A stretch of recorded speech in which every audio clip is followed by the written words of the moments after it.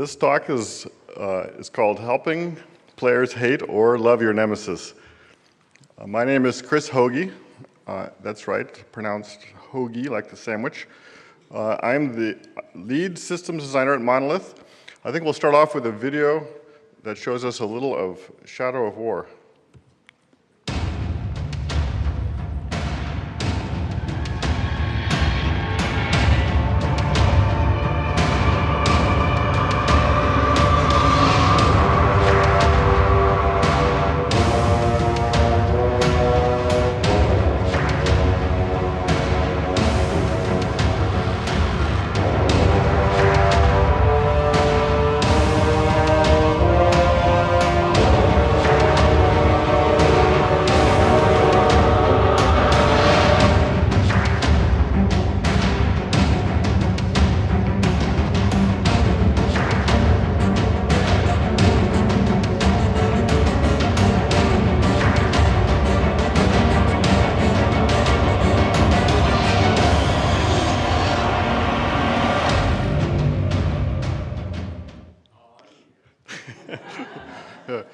All right, at Monolith, our recent products have been Shadow of Mordor and Shadow of War.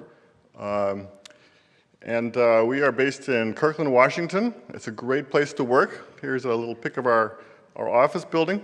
A little bit about myself. Before these two products, I worked on several others, some Lord of the Rings based. Before that, I was in children's games. I did several. Here are a few of them. And before children's games, I was designing in other industries. I did a little designing for test systems for the F-16, designing oceanic fiber optic cables, and I lived in Africa for several years. In the Nemesis system, what we like to do is we like to surprise and delight the player and evoke these emotions of love and hate. So this talk is going to be about that. We're going to get into the Nemesis system. We're going to talk about how we do this, why we want to do it, talk about some philosophies of our design, and some tricks and a lot of examples. And here's the summary in case you got to go. The players hate it when you inhibit their progress and insult them, and they love it if you help them and entertain them. And it really helps to have a long relationship, as long as possible, and it helps to be a memorable orc, to be a nemesis, not only in who they are, but what they do. So what is the Nemesis system? Well, a short answer could be it is procedural bosses. I like this longer answer better. It's an interconnected game mechanics that allow players to develop Nemesis-style relationships with systemically generated enemies using systemically generated events. And when I say Nemesis-style relationships, what I mean is that classic relationship that is long-term, that you see between two main characters over time, where there's respect and fear of each other. So there's a lot of examples of these. Here's a few that you probably know. This is Sherlock Holmes and Moriarty, and this is Beowulf and Grendel. So the Nemesis system isn't what it's all about. It's only a part of the game. There's a huge set of game mechanics and systems that exist. Nemesis system can only be enjoyed and even perceived if these other things are in place and are awesome. And it isn't a separate thing either. It is deeply integrated. It's got its roots in everything. The whole team helps to bring that whole thing to life. And the Nemesis system can be thought of interesting stories. And interesting stories can only exist on top of a sense of normalcy. Once you establish normalcy, you can have the interesting things happen, because only when things stand out as interesting, then people say, oh yeah, that's different than everything else I've seen. So the best example of gameplay for the Nemesis system is the revenge loop. And in the revenge loop, it follows these steps. The orc kills you, then you respawn, and this is important, time moves forward in our game, which means you don't go back to where you were alive. You wake up later, then you decide to hunt down the orc, and then you kill the orc. And this is different than what players want. Of course, they want to kill every orc, and they want to never die. And when this is deviated from their expectations is when it starts to get really interesting. So I have a video of this revenge loop. I'm going to show you now, and I spliced it, and I sped up some parts so that we can get to the really interesting parts, and I highlighted them. So let's take a look. Submit now, and perhaps I will show you a bit of mercy.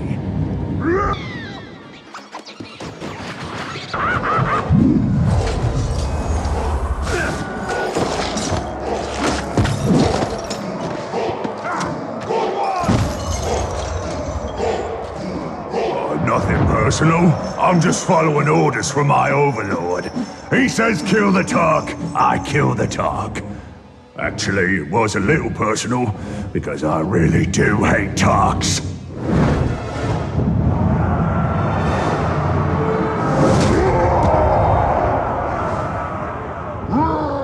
So here, time moves forward. I see.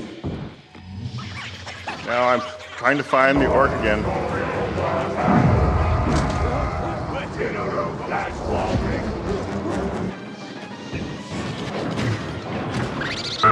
No, this is impossible. I slaughtered you with my own 2 hands. Fine. If I can do it once, I can do it again.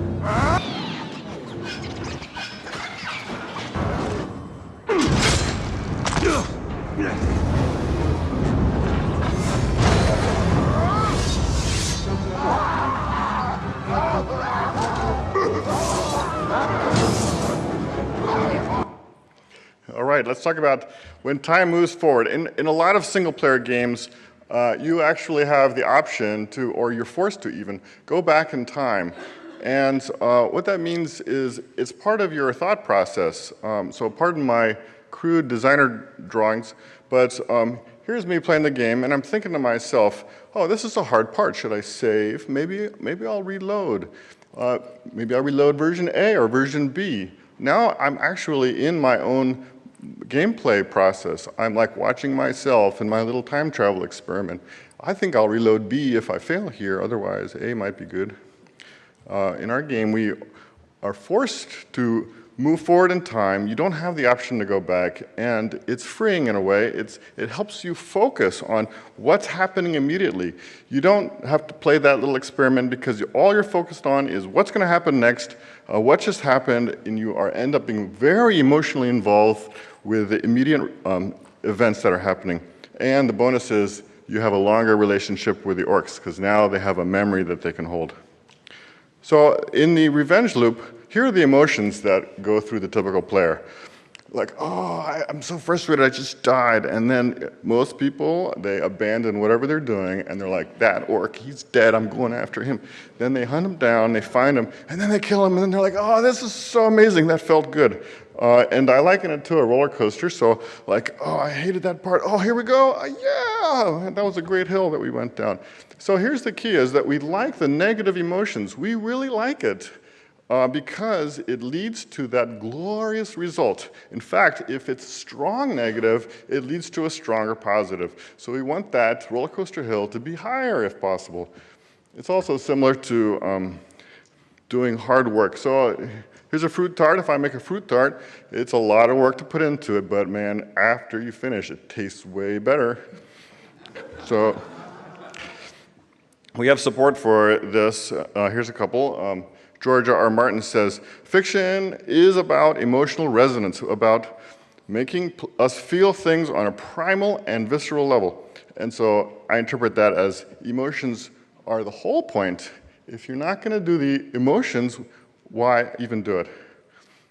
So here's an article we got when we released Shadow of War.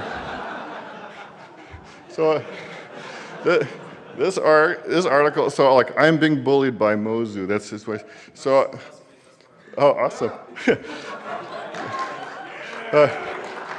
This article is very satisfying to get because it shows that he's on his way up that roller coaster, and a few days later he wrote the subsequent one. And he shows like, yeah, it was proof to us that this is working. Like this is really where it's all about. So this leads me to philosophy number 1. So I have a bunch of philosophies, and by the way, they're kind of all swirling and all over the place. So they're not really part of a list. It's not exhaustive. I have, I think, 7. So here's philosophy number one. We want to maximize the hate. Why? Because the resolution is way more sweeter. And there's two parts of this. One of it is that the orcs are mean, and the other is we want to get you to hate the orc, not hate the game. And so let's talk about orcs being mean. There's a lot of tricks we do, but we basically try to do it everywhere we can. One example is the kill animations. You saw that example. When that orc kills you, we show those brutal. It's supposed to look painful. You know, Talion is suffering. And then when he stands over you and talks to you, he insults you. He says things that are really aggravating, if possible, or memorable. And then when he's promoted, he's like, yeah, I'm stronger now because of your failure. And then we also spend a lot of time focusing on the orc's face. And the next time he meets you, of course, he insults you again. Why, you died, I can kill you again, you're so easy. So let's talk about the death taunts. Death taunts is the moment right when you're dying, and he looks over your dying body, and then he says something insulting. I have a little clip showing a few examples of being insulting and memorable.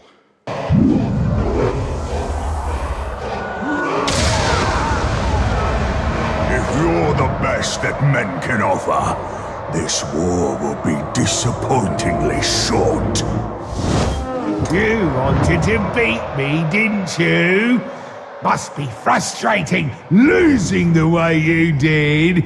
Just makes this all the more fun for me.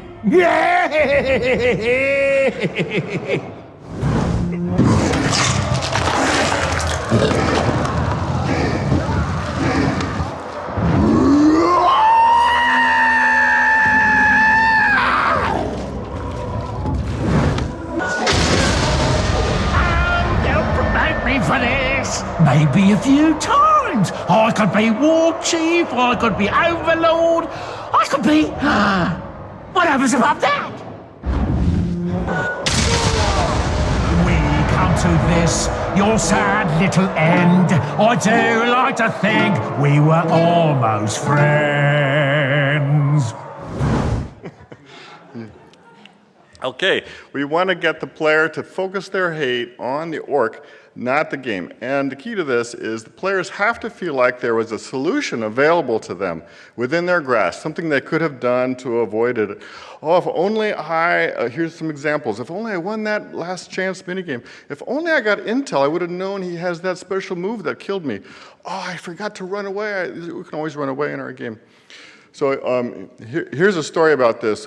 During development of Shadow of Mordor, we were putting in the trait No Chance, and before we had the banner that showed across the bottom of the screen, it was partially working, and it was implemented. We were experiencing it in the game. Bob Roberts said, oh, this feature is terrible. It makes me feel terrible. Why are we even doing this? And then the banner finally got in the game, and he said, oh, yeah, okay, now it's fine. Yeah, it's fine. Because it means I could have known, if I had done research on that orc, which a lot of times you need to do, I would have seen he has no chance. It would have changed the way I approached him, my behavior. I could have avoided it. So let's go back to that loop that I was talking about. So you first meet the captain, he insults you, and then you get killed, and this is the moment of aggravation, of course. The orc's promoted, and I want to point out that you don't have to be killed by a captain. You could be killed by a grunt. And that's kind of the beauty of our game. It's not just the captains. Any grunt who happens to get a lucky shot on you can kill you, and then he'll be promoted to captain, and then he'll be just like all those other captains. And then, of course, you hunt him down, and you have the option as a player to give him a death threat, and I'll explain that. It means you give him a warning, I'm coming for you, a message, and then he prepares and he gets stronger. Why would you ever do that? It's because when you do get him, your loot is way better.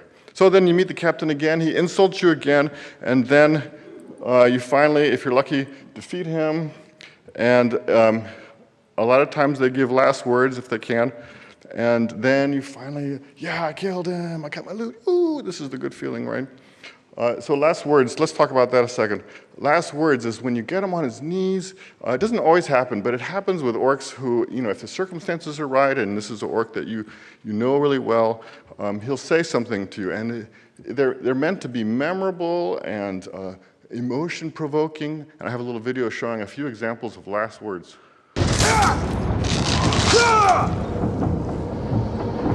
You think you're better than us? You enjoyed the kill, don't you? Catch some drops of my blood, Ranger. Carry it with you, so we can be close. There was so much more to eat! Maybe you won't see me again, but there's someone who will come for you. He is my brother by blood, and he will come for yours. What are you waiting for? I don't have any last words. Except for what I just said.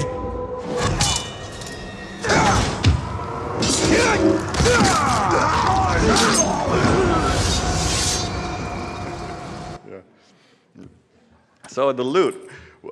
When you do a revenge loop and you kill that guy, your loot is even stronger than before, giving you a better payout, and it's personalized. This is an illustration of a loot, a ring that it has a quote from the orc who you just killed and his name, so you can always look back at your loot and say, oh yeah, I got this one from Mozu. And if you happen to put a death threat on him, then your loot is even stronger. So philosophy number 2, we want to maximize the length of the orc story. And by this I mean like the roller coaster, right? We want the ride to be really long because it gets better. You feel all these, bad but yet good, bad, good. So the easiest way to maximize the length of the story is the orcs should not die. And the easiest way to prevent the orcs from dying is you make them really hard to kill. Now, this is a potential problem because you get this loop and somebody meets the orc a second time and then they die again. And then they get double angry. And then they meet them again and then they die again and now they're triple. And they're like, oh my God. And if they're able to break out, then they're triple happy and they're really feeling good about this moment. And the mechanism they have to break out of this is they have a lot of tools at their disposal for how to approach and kill this orc. And it could be like wait till later until I'm stronger. It could be bring my allies with me, use beasts, use stealth. But if they can get out of that loop, it's really glorious. It's important that every orc that you meet is beatable. And here's a trick that we use to make sure every orc is beatable, is that each one has a built-in weakness. They can't shed it as they grow. So in this little diagram, this orc has, I put the red as the strengths and this blue's weaknesses. Got a little yellow one there, which is secretly marked as he'll never shed this. An example of a strength might be, I'm immune to fire, and a weakness might be, I can be killed by fire. So as he grows, he will randomly grow. We don't quite know what's going to happen to him or the experiences he's going to have, but we're sure that there's always a way that you can kill him. And so an example of that might be he's instantly killed by stealth attacks, which you could have killed him when he's level 10, but as he grew, you didn't realize that, but then there's still a way that you can get that guy. So we like the longer stories. So I'm going to add a few things to this diagram talking about longer stories. So there's humiliation. One of my favorite features. The orc doesn't actually kill you. As an exception, he looks over you and he says, you're not even worth killing. He insults you and then he walks off. And then, of course, you can find him again and re-engage. Some players forget that they can run away, or the orc will try to run away.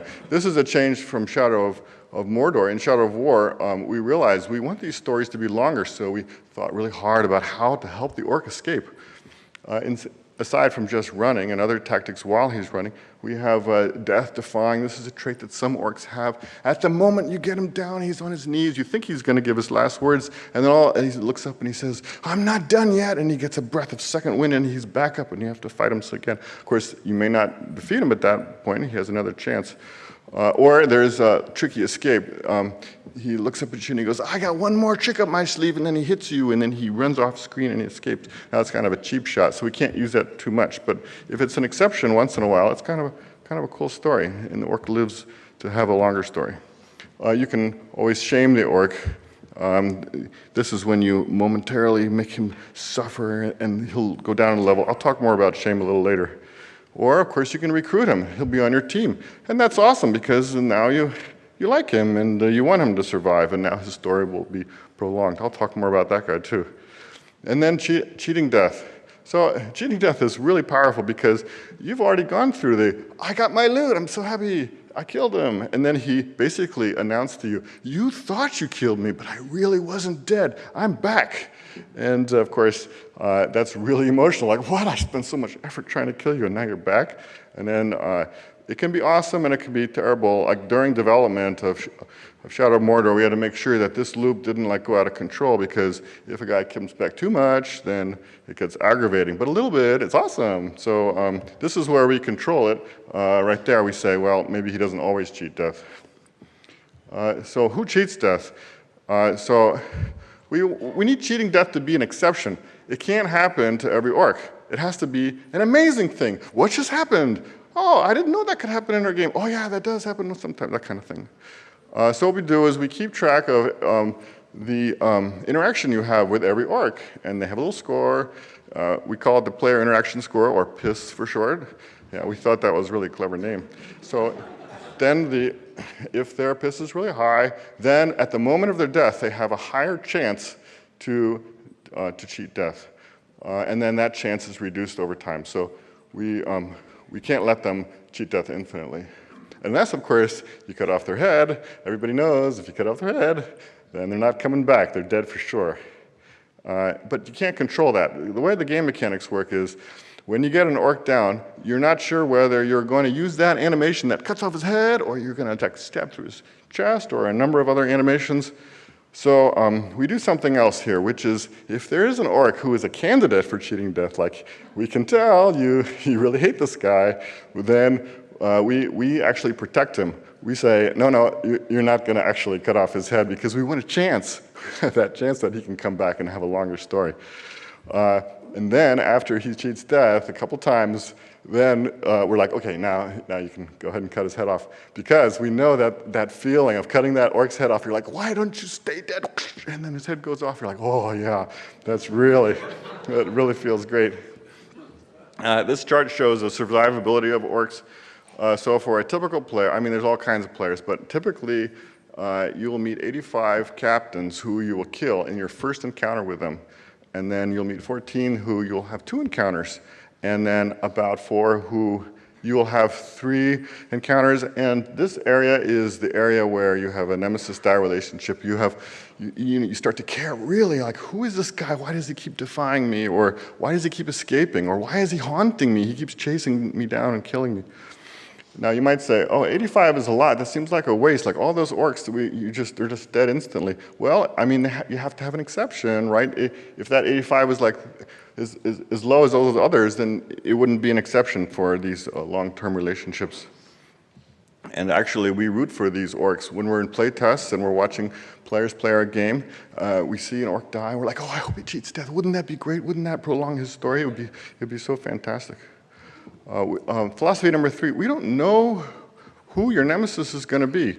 Why? Because it's all random. It's all about what you do in the game. So it's really better if your nemesis is actually as a result of your actions or interactions.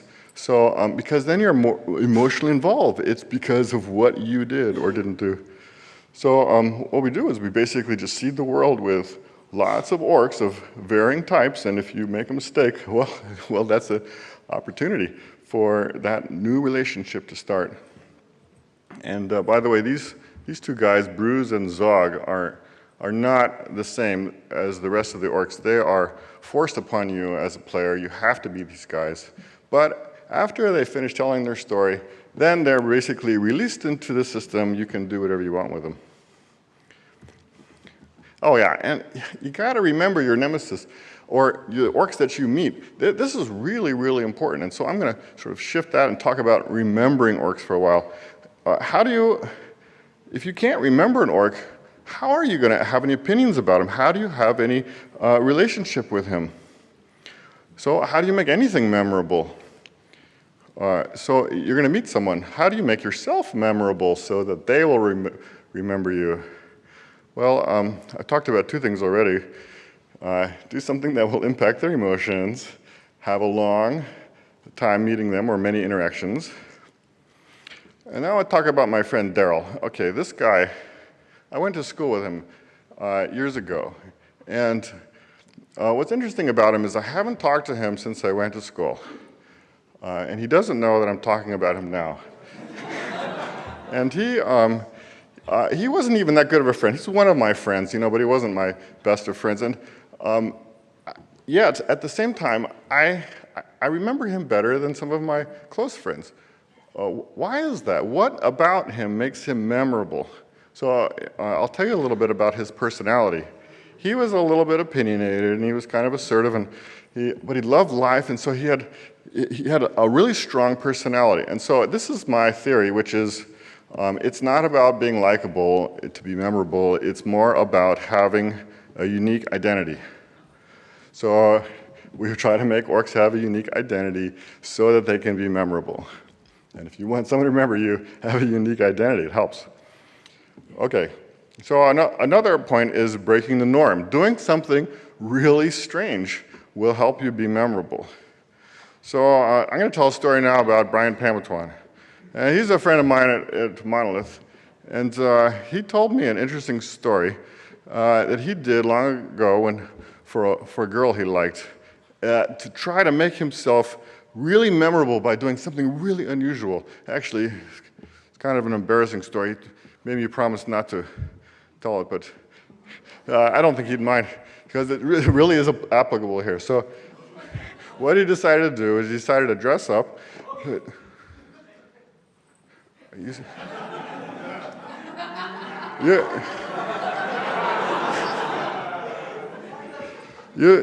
said you weren't going to be here. All right. I guess I don't have a story about Brian. Actually, I actually don't really have a story about Brian. We decided to orchestrate a little orc confrontation here to illustrate breaking out of the norm. So because of this moment of conflict, we wanted you, what? I wanted you all to say, oh my God, what's happening? Maybe to make this speech a little bit more memorable. Yeah, thank you. Okay, how do we design memorable orcs? Well, we usually start with their identity. Here's a guy, Golem Firebrander. I mean, it's procedurally chosen, but this guy, if his name is that, we already know a lot of things about him. Let's talk about his visuals first. I mean, he's probably going to be fire-related. He's got a fire weapon, you see, probably a branding iron. We can make other things interesting and memorable about him, like he's got this goggles. Maybe you'll say, oh, that's kind of weird. If it's not something you see often in the game, it'll stick out. His dialogue can stick out as unusual. His taunts during his combat. We have this thing called mannerisms, which is it's kind of like a subtle thing that they say over and over. Not all orcs have this, but once in a while an orc will just repeat themselves over. It's time! Every time he hits you, it's time! Now you might get really annoyed at that in the same way that Princess Bride, like, stop saying that! And so that was the point, is that it becomes irritating and memorable. In combat, they might have specific attacks that you remember, oh, that's the guy with that one attack. Other behaviors they might have, he have certain kinds of ambush, maybe he shows up certain times repeatedly, it becomes part of his identity or where he lives. Anyway, we try to do as many things as possible to make him memorable. I'm going to show you some examples. This is the maggot. So he has a problem. He's suffering from maggots. He's got like maggots eating away at him, and he complains about it every time you see him. He uses that opportunity to talk about the maggots eating away. He can feel them in his scalp eating away. And so when you look at this guy, is he terrible or wonderful? Well, if you think this is terrible, awesome, because you have an emotional reaction. If you think he's wonderful, awesome, because you have an emotional reaction.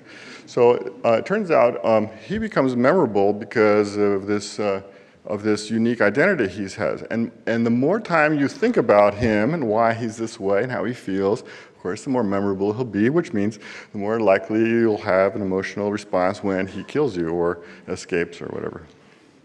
Here's some more tricks we use. We use name dropping in death taunts. They'll lean over and they'll say to you, it was Grisha who killed you, remember that. And then maybe Grisha will be something that you remember so that when you go hunt him down, it'll be, oh yeah, it was that guy, it was Grisha.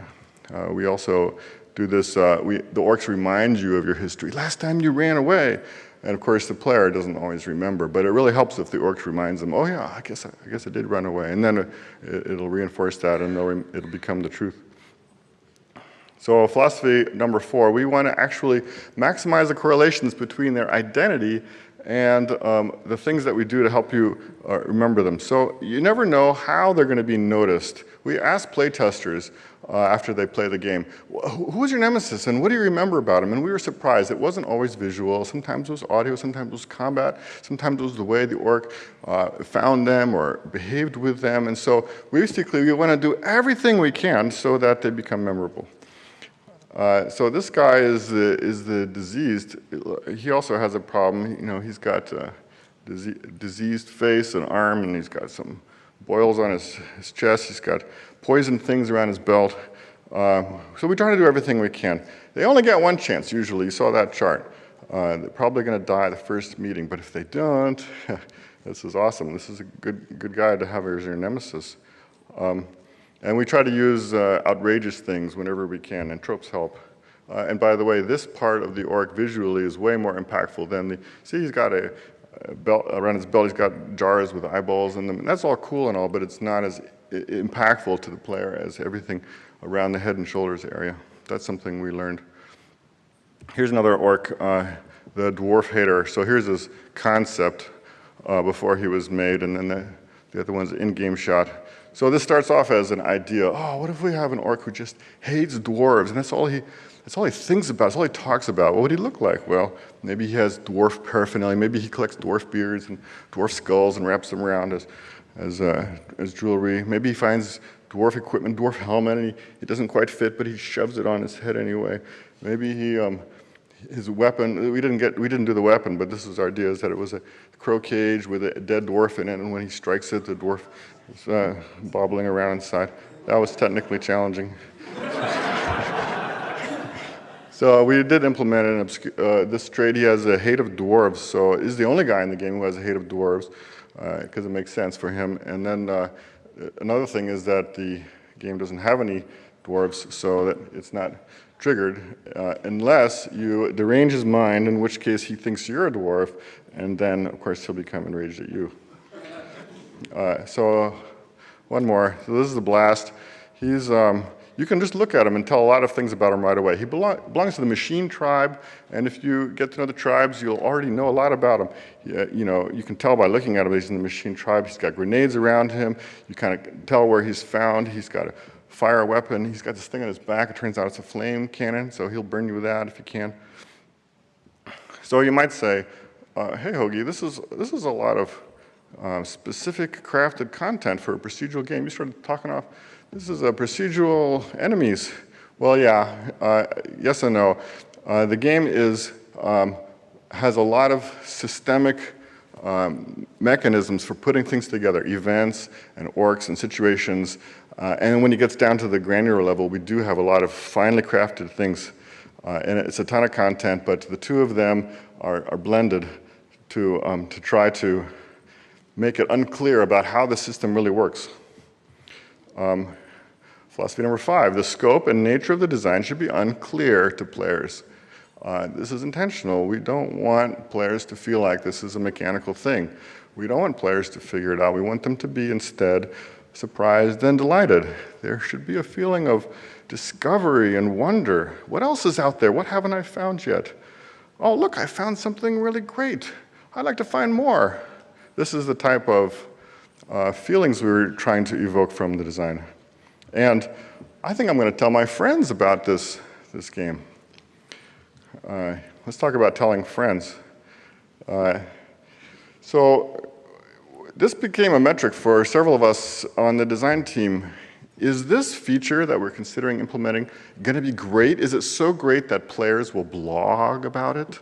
And what makes players blog about a feature? It's got to be amazing, right? It's got to be so amazing they practically fall out of their chair. So it turns out they blog for like 3 different reasons, and we focus on number 1 most of the time.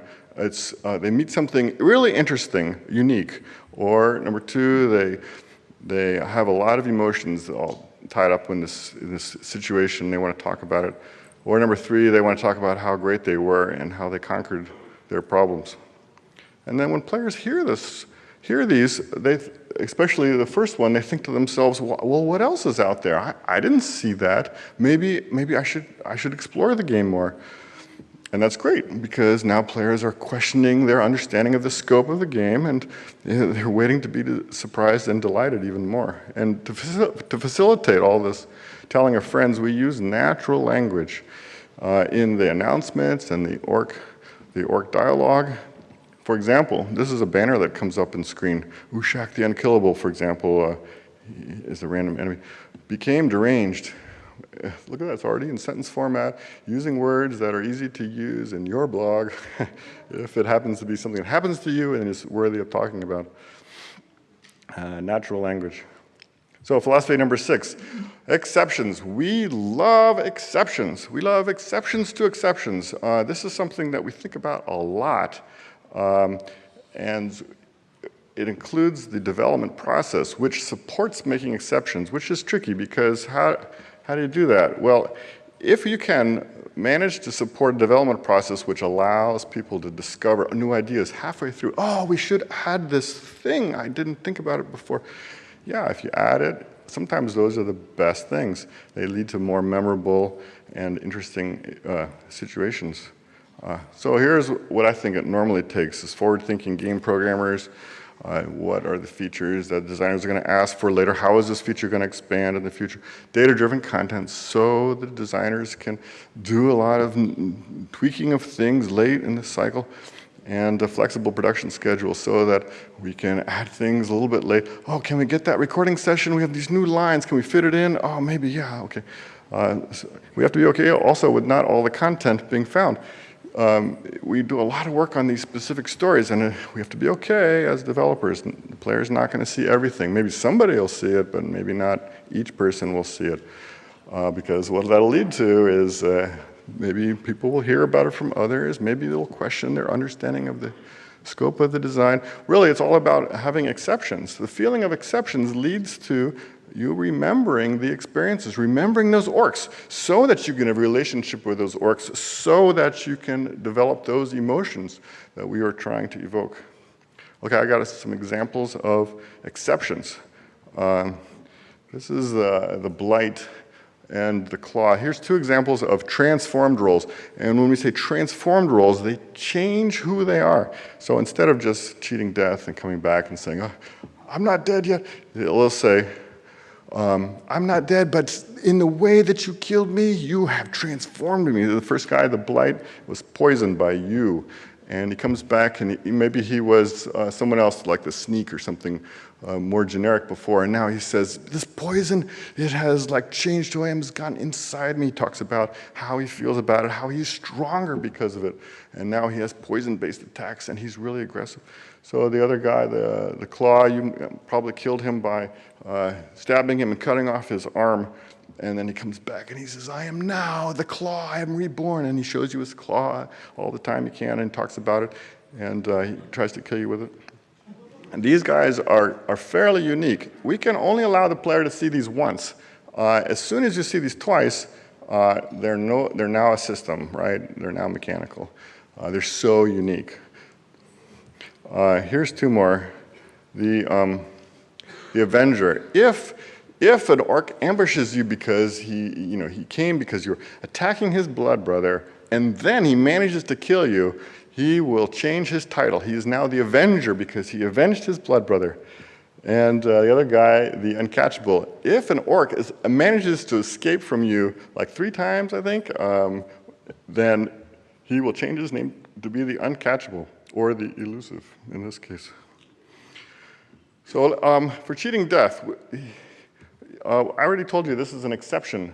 And then I've just described to you transformed roles, where now they're even stronger because they cheated death. We have a double exception.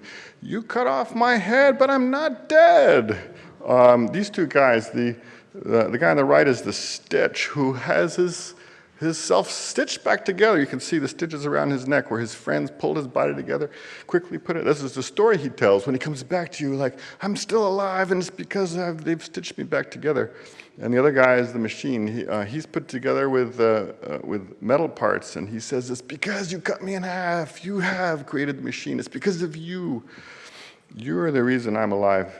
They're your nemesis. Hopefully, I mean, you might kill him right away, but sometimes it works out great. So how do you make an exception? Well, obviously you have to establish what is normal, and then you have to subvert what is normal. And really that's all about adjusting the frequency of something. So with regard to humiliation, let's think about the chance of something happening 0 to 100%. And obviously if it happens a little bit, it's an exception. And if it happens all the time or often, it's considered common. And so humiliators live at about 6% in our game.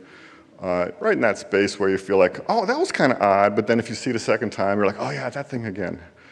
It's on the orc itself. It's not like him deciding to do it, so an orc will be a humiliator, and he'll humiliate you over and over every time he kills you, because that's a great story. So an exception, the first time you see it, like, what was that? And then after a while, you're like, okay, I get it, and then it's in relation to what is normal. So somewhat related, but not really, is what I say to my kids around dessert. You're not allowed to have seconds until you have firsts. Yeah. Okay, other features that feel like exceptions. This is the sword breaker. So what happens sometimes is if you get killed by an Olag, he'll look over you, over your dead body, and instead of just taunting you and being done, he'll reach down and he'll take from you your sword that you were just now using. He'll hold it up and say, this sword is nothing to me, and he'll snap it and shatter it, and all the pieces go. And why would we do that? It's because we're trying to evoke these emotions. And in fact, this is so strong. We were worried it would be too strong that players would quit at that moment. So we gave a message right after this saying, don't worry, you can get your sword back. Go hunt this guy down, kill him, and then your loot will be your sword again, but stronger. And so people do that. And it's very satisfying. It's like so satisfying that some players, they speculate to themselves, like, how can I get this to happen again? But it doesn't happen very much. Here's another one where an enemy will ambush you, but instead of just showing up and ambushing you and saying, hey, I'm here, he'll show up with one of your buddies in his arms. And then he'll say his line like, this follower that you have is worthless, and he'll slice his neck. And then the follower is down on his knees, bleeding out, moments until death. And now you're faced with this situation like, oh, I want to save my buddy, but this guy keeps hitting me. I can't do it. We were trying to establish an exception with heightened emotions for the moment. Here's another exception. When an orc normally meets you, they just usually announce themselves. Here's an exception to that. Ranger! You see that orc? He's so lazy he can't even be bothered to taunt you. Instead, I have to do it. So, here goes. You're ugly, and you're gonna die. All right, let's talk about shaming. So, when you shame an orc, what you're doing is you're putting your hands on his head and you're using your elf magic to get into his mind and torture him. And it was originally designed as an outlet for people who hate their orcs so much, their enemies so much. They're like, killing is not even good enough for you. I want to torture you. Actually, it ended up being a mechanic where you need to lower their level, so you shame him so that you can lower their level so that they can be low enough that you can recruit them onto your team. And by the way, if you feel bad about torturing these guys, that's kind of cool because now you have these emotions like, oh, should I be doing this? You know, Talion's kind of mean. Am I kind of mean too? Normally when you shame them, they're usually just angry about it. They'll talk about it, about, oh, you shame me, never again. They'll have a little scar on their face. Once in a while, they'll be deranged, which means you have affected their mind in a permanent way. They will never speak normally again. Instead, they adopt this weird phrase, often related to who they were before, and they'll just repeat that over and over again. Some players have regrets about this. Oh, did I just destroy his mind? And then you can also get the double exception, which is now you've deranged him, but you've created a maniac. This guy will become the strongest orc you've ever met and will chase you down and hopefully he'll be your nemesis. Of course, we don't know.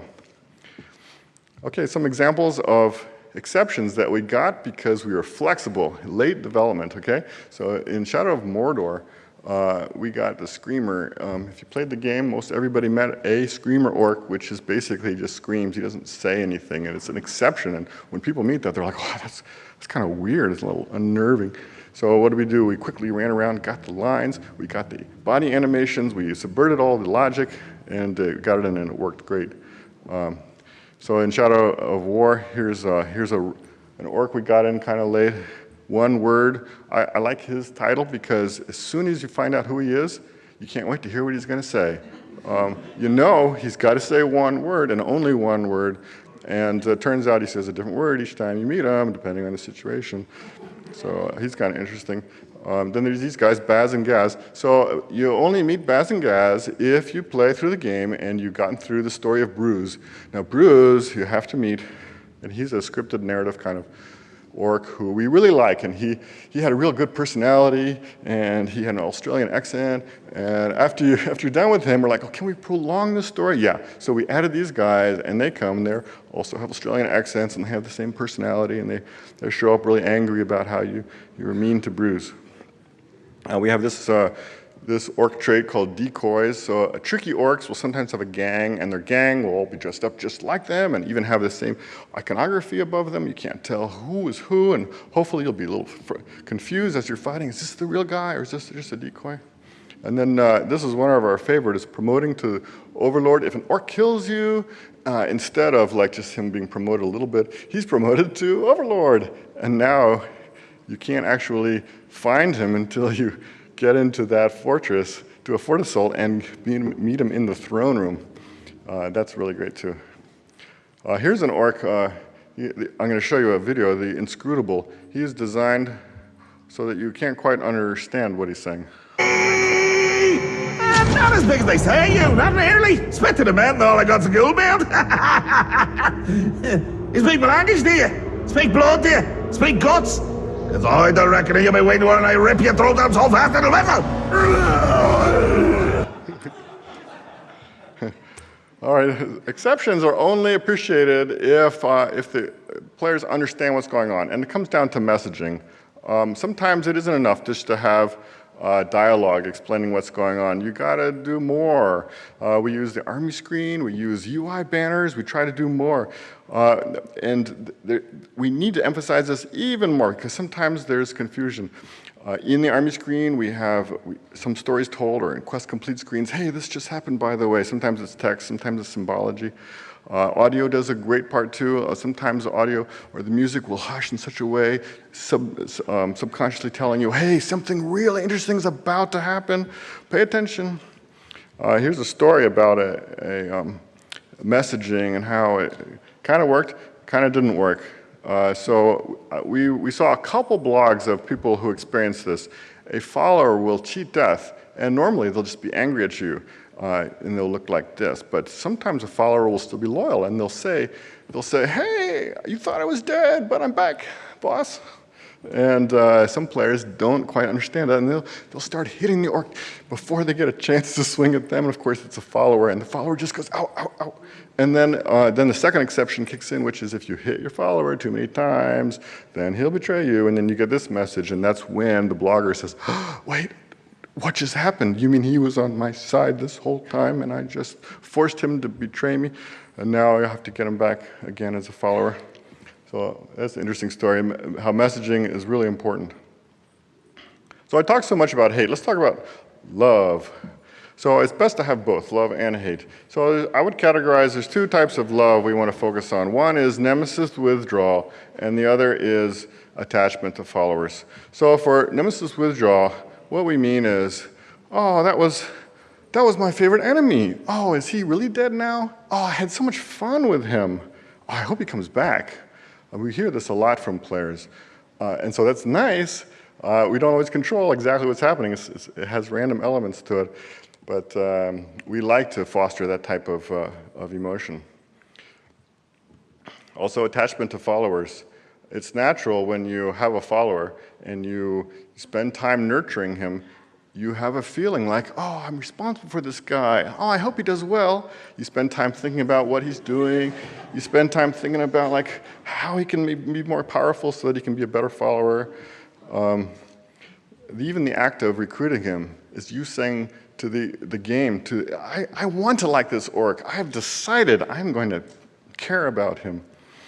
The other is orcs being helpful, and the orcs can be helpful in a number of ways. Of course, they can help you kill enemies, which is the biggest deal, and they can bring you gifts. This is a new feature. We got into a patch recently when sometimes a follower will just show up out of nowhere and say, hey boss, here's a treasure orc, and he'll kill him for you. And then the best is the savior moments. Savior moments is when you think you're going to die, and the orc saves you. This doesn't happen very much, but when it does, it's spectacular. Here's the video.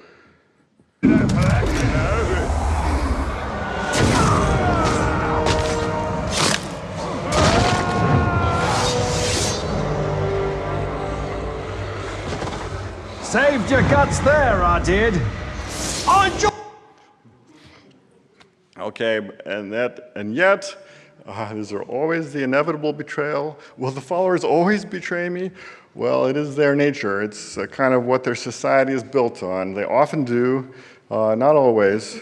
It's also interesting to note that Talion and Celebrimbor don't really like the orcs as much as you, the player, do. It's really, they see the orcs as tools, or just they want to kill them. But betrayals are kind of neat in a way that they can bring orcs back into the game as an enemy. And now you've got another hill of the roller coaster. More emotions to experience. If you really like the orc, you want to re-recruit him, go ahead. If you can, sometimes you can.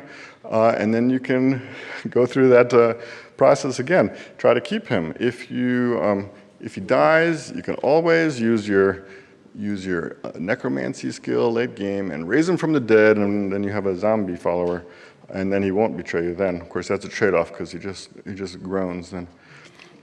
Okay. So here's an exception about love. I talked a lot about love. Here is an exception to the love. They told me about you, but they didn't mention your beauty. No, sir, they did not. Oh, you're mine now, love, forever and ever and ever. Okay, is it terrifying or glorious? Well, either way, it's great. For me, it's both. So in summary, so we don't know what the player is going to do. So there's so many random elements to the game. We just seed the world with possibilities, and we see what's going to happen. In general, we can pick the good candidates for specific events. We can set up the timing of the events, but we don't know if you're going to like the orc, if it's going to be an orc you remember, or if you're going to kill him right away. We're just trying to encourage these exceptional stories of hate and love. So I went to Reddit and I found a story to illustrate. This is Deoxys who wrote this story. He was killed by a grunt, and the grunt was promoted to the gambler, and he was angry, so he decided to hunt down that gambler, and then he recruited him. He said, you're going to be on my team. And together, they killed enemies together, and it was really great. He felt good about that. And then he was betrayed by the gambler and killed. Oh, now he was so angry, so he hunted him down, and he says, I'm going to punish this guy worse than death. I'm going to shame him. And he lowered his level, and he found him again, and he shamed him a second time. So he lowered his level even more, and at that moment, the gambler became deranged, and instead of speaking, he started to just say, you never gave me a chance. You never gave me a chance. And he felt really bad, and so he recruited him again. And then they were together, and then one time he was even saved by by the gambler. And he said, this is the greatest orc ever. A good example of success, right? A Nemesis story. Even better than the stories are people talking about how they felt emotionally about the game, how the game impacted them emotionally. Here's a couple quotes. I'll read the first one. I went from seething rage to overzealous excitement in 20 minutes. So Yeah, this is really, really satisfying to see this. It means we succeeded in inspiring players feel these emotions, hate and love, the satisfaction of defeating their nemesis eventually. So that's the end of my talk. I hope you found it inspiring and memorable.